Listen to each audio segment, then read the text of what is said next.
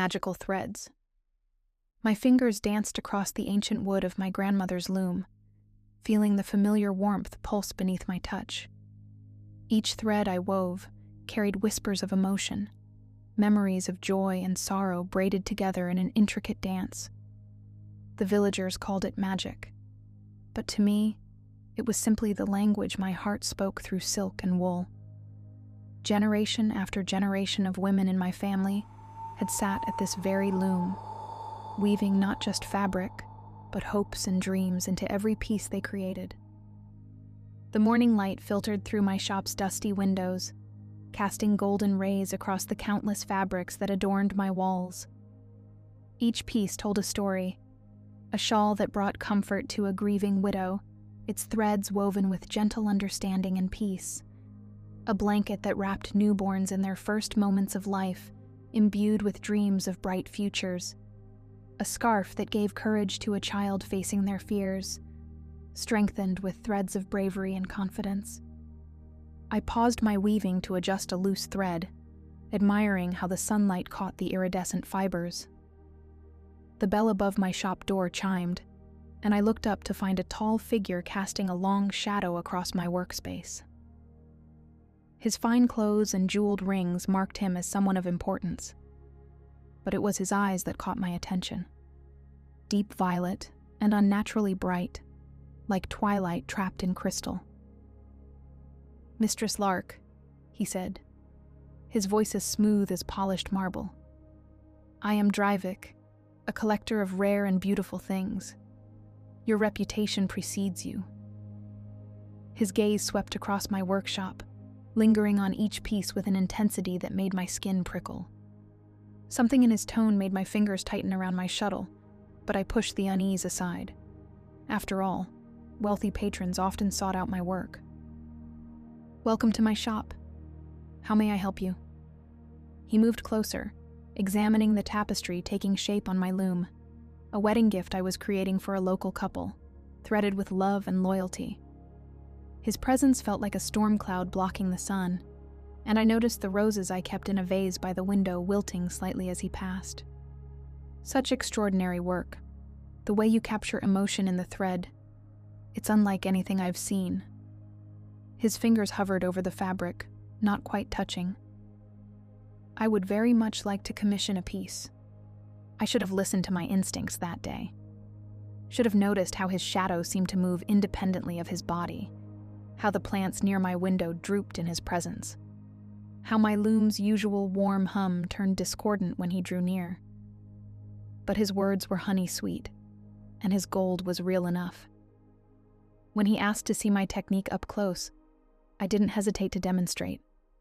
That was my mistake. The last thing I remembered was his violet eyes blazing with triumph before darkness claimed me. I awoke in a cold stone room, my beloved loom mockingly familiar beside a barred window. Beyond the glass, mountains I didn't recognize clawed at a steel-gray sky. My heart ached for my small village, for the comfort of my shop, for the simple life I'd taken for granted. Days blurred together, as Dreyvik forced me to weave dark magic into the fabric. My tears fell silently onto threads that once brought joy, now twisted into instruments of fear and control. Each tapestry I created under his command felt like a betrayal of everything my gift stood for. He sold these corrupted pieces to lords and kings, spreading discord and darkness across the land. But even in my darkest moments, I kept one small act of defiance. Into every piece, I wove a thread of hope, a silent cry for help that I prayed someone would hear. These threads of light were so subtle that Dreyvik never noticed them, too focused on the dark magic he demanded. Each night, as I fell into exhausted sleep, I whispered a prayer that someone would understand my message and would feel the hope buried beneath the darkness. Miles away, in a village nestled between rolling hills, my prayer found its answer most unexpectedly. Finalden wiped the sweat from his brow, the heat of his forge painting his skin in warm oranges and reds. His calloused hands, strong enough to bend metal to his will, gently lifted a scarf from his workbench. My scarf, though he didn't know it yet, He'd found it in a traveling merchant's cart, drawn to it for reasons he couldn't explain. The merchant had acquired it from someone who'd purchased one of my forced creations, but had sensed the darkness within it.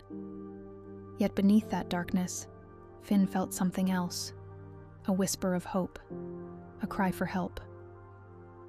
That night, as he slept with the scarf nearby, my magic reached out to him through dreams.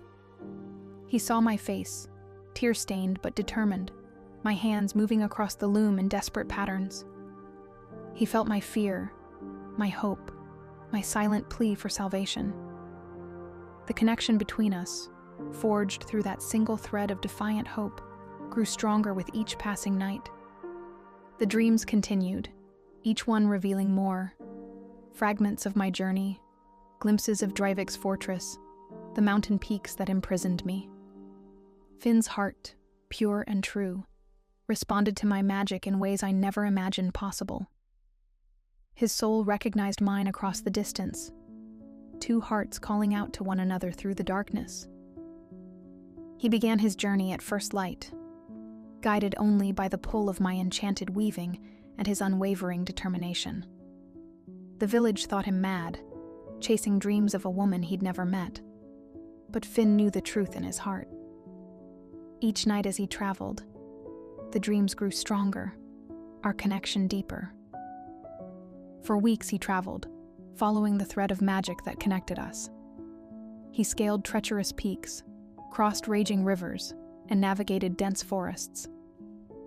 The scarf led him true, its magic growing stronger as he drew closer to Dreyvik's domain. Along the way, he gathered stories of dark magic spreading through the kingdoms, of nobles transformed by mysterious tapestries, and his resolve only grew stronger. When our eyes finally met through the bars of my prison, something shifted in the very fabric of reality. Finn's gaze held mine, green as summer leaves and deep as ancient forests, filled with a recognition that transcended our physical meeting. "I've been dreaming of you," he whispered, his rough-hewn hands reaching through the bars to touch mine. The moment our fingers met, warmth flooded through me, chasing away the cold that had settled in my bones during my captivity. "And I've been weaving dreams of you," I replied, my heart thundering in my chest. His touch felt like coming home, like finding a piece of myself I hadn't known was missing. At that moment, I understood why my grandmother had always said that the strongest magic comes from love. Together, we formulated a plan. Finn's knowledge of metalwork proved invaluable. He understood the nature of binding and breaking in ways that complemented my own gifts perfectly. He taught me about the weak points in metal, and I showed him how similar principles applied to magical bindings. While Dreyvik slept, we worked to unravel the dark enchantments he had forced me to create, weakening his power thread by thread. Each night, as we worked together, our connection grew stronger. Finn would tell me stories of his village, of the people he'd helped with his craft, and I found myself falling deeper in love with his gentle heart and unwavering courage. His hands, strong enough to shape metal, would tenderly brush away my tears when memories of the dark magic overwhelmed me. But Dreyvik was no fool. He sensed the changing tide of magic in his fortress, and felt his power weakening as we undid my corrupted creations. On the night we planned to escape, he confronted us in my prison chamber, his violet eyes blazing with fury. "You dare to undo my work," he snarled, dark energy crackling around him like lightning. The shadows in the room writhed and twisted, responding to his rage. What followed was chaos incarnate. Finn moved with the grace of a practiced warrior, his blacksmith strength meeting Dreyvik's magic head-on. I worked frantically at my loom, weaving counterspells into existence, attempting to protect us both from Dreyvik's increasingly desperate attacks. Each thread I wove shimmered with the power of our combined love and determination. Then came the moment that nearly shattered my world. Dreyvik, realizing he was losing control, summoned a blade of pure darkness. It arced through the air toward me, a deadly shadow aimed at my heart. But Finn, brave, beautiful Finn, threw himself in its path. The blade struck true, and he crumpled to the floor, his blood staining the stones beneath my loom. Time seemed to stop. In that frozen moment, I saw everything with perfect clarity. My hands moved of their own accord, selecting threads of pure gold and silver, weaving with a speed and precision I'd never known before.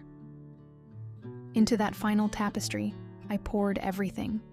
My love for Finn, my defiance of Dreyvik, my grandmother's teachings, and the pure, untainted magic that had been passed down through generations of my family. The magic built like a wave, each pass of the shuttle adding to its power. Love, pure and true, flowed through my fingers into the threads.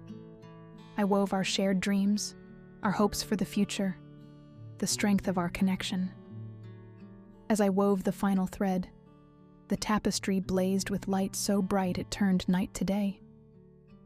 Dreyvik screamed as the magic consumed him, his form dissolving into nothing more than scattered threads that vanished into the air. The light enveloped Finn's still form, lifting him gently from the floor. I watched in wonder as his wound closed, color returning to his face.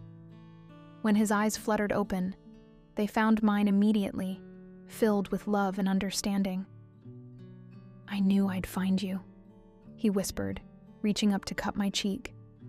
"From the first dream, I knew my heart belonged to you." My loom gave one final pulse of warmth before falling silent, its ancient magic spent. But as Finn's arms encircled me, I realized that some forms of magic don't require enchanted looms or mystical threads. They exist in the spaces between heartbeats, in the quiet moments of trust, in the courage to fight for what's right. We returned to my village together, where my shop still stood waiting. The loom now sits in its familiar corner, creating beautiful but ordinary fabrics. Yet every piece I weave still tells a story, our story, of love that transcends magic, of courage born from compassion, and of two hearts bound together by threads stronger than any enchantment. Finn's forge stands next door to my shop now, and the sound of his hammer rings in harmony with the rhythm of my shuttle. Our crafts complement each other perfectly, his strength and precision matching my creativity and intuition. The villagers say we've brought new life to the community, our love spreading warmth and joy just as surely as my magical creations once did. Each evening, as the sun sets and the day's work ends, we sit together in the garden we've planted. Sometimes he holds me close and tells me about the dreams that led him to me, his voice full of wonder even after all this time. Sometimes I weave simple patterns while he works nearby, our comfortable silence worth more than any magical creation. And sometimes, when the light hits just right, I catch glimpses of magic in the ordinary moments, in the way his smile still makes my heart skip, in how perfectly our hands fit together, in the dreams we continue to weave into reality. The legends of my magical loom have faded into stories now, whispered around firesides on winter nights. But I've discovered that the greatest magic of all lies in the simple act of loving and being loved in return. It's in the way Finn's hand finds mine in the dark, in the sound of his laughter mixing with mine. In the future we're creating together, a tapestry more beautiful than any I could have imagined. As I close my eyes each night, safe in Finn's embrace, I thank whatever fate or fortune brought us together. Our love story may not have begun like a fairy tale, but it has given me something far more precious than magic. It has given me home. In the end, I've learned that true love is the strongest magic of all, weaving hearts together in patterns that last forever.